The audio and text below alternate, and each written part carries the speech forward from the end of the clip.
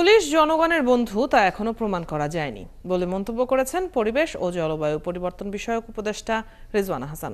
জাতিসংঘের তদন্ত কমিটি গণহত্যার পুনরাবৃত্তি রোধে ও জনমুখী পুলিশ গড়ে তোলার পরামর্শ দেওয়ার কথাও বলেন তিনি। আর বাজারে নিত্যপণ্যের দাম কিছুটা সন্তোষজনক, তবে মানুষকে আরও স্বস্তি দিতে চেষ্টা করা হচ্ছে বলে জানান বাণিজ্য উপদেষ্টা। সচিবালয়ে আলাদা অনুষ্ঠান শেষে তারা এসব বলেন। শারমিন নিরার রিপোর্ট। রোববার সচিবালয়ে পানি সম্পদ এবং পরিবেশ ও জলবায়ু পরিবর্তন বিষয়ক উপদেষ্টার সাথে সৌজন্য সাক্ষাৎ করেন ইউএনডিপির প্রতিনিধি দল ও ফ্রান্সের রাষ্ট্রদূত। এ সময় জীববৈচিত্র্য, জলবায়ু পরিবর্তন সহ চলমান প্রকল্পে সহায়তা অব্যাহত রাখার পাশাপাশি আরও সহায়তার আশ্বাস মিলেছে বলে জানান রিজওয়ানা হাসান। আর বন্যার ক্ষতি কমাতে উজানের দেশকে আগাম তথ্য দেওয়ার বিষয়ে বেশ কিছু পদক্ষেপ নেওয়া হয়েছে বলেও জানান তিনি। শুধুমাত্র যে একটা দেশই আমাদের উজানে আছে তা তো না, আমাদের আরও দেশ আছে উজানে।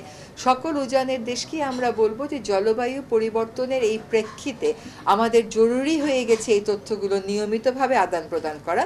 তা নয়তো বাংলাদেশে যে এতগুলো মানুষ মরে গেল, এই মৃত্যুর দায় নেওয়াটা আসলে খুব কষ্টকর হয়ে যাচ্ছে। এ সময় আইনজীবী হিসেবে সাম্প্রতিক সময় মামলার ধরন ও আদালত চত্বরে মারধরের বিষয় তার কাছে জানতে চান সাংবাদিকরা। আপনি একবারের জন্য বলতে পারবেন না যে অন্তর্বর্তীকালীন সরকারের পৃষ্ঠপোষকতায় এই কাজগুলো হয়েছে।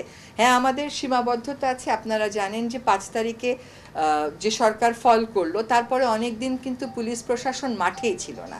ফ্যাক্ট ফাইন্ডিং মিশন আসবে, সেই ফ্যাক্ট ফাইন্ডিং মিশনে যদি আপনি কার্যপরিধি দেখেন, সেখানে উল্লেখ করা আছে যে এই ঘটনা যাতে আর কখনো না ঘটে, সেজন্য সিকিউরিটি রিফর্মস কি নিতে হবে সেগুলোর ব্যাপারেও তারা আমাদেরকে বলবেন। এদিকে সচিবালয়ে পোল্ট্রি খাত সংশ্লিষ্ট ব্যবসায়ীদের সাথে বৈঠকে উৎপাদন বাড়ানোর উপর জোর দেন বাণিজ্য উপদেষ্টা। আবার বিপণনের জন্য বাজারের জন্য যায়, এবং বিপণনের ক্ষেত্রে মিডলম্যান আছে, অনেক কিছু আছে, সেটা আলাদা, সেটা কমানো যায়। আর ভোক্তা অধিকার আছে, তারপর আমার কম্পিটিশন কমিশনে তারা কিন্তু মনিটর করবে ঠিকভাবে।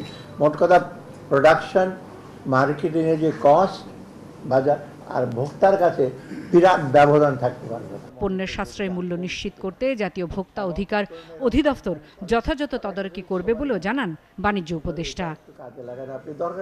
শারমিন নীরা, ৭১, ঢাকা।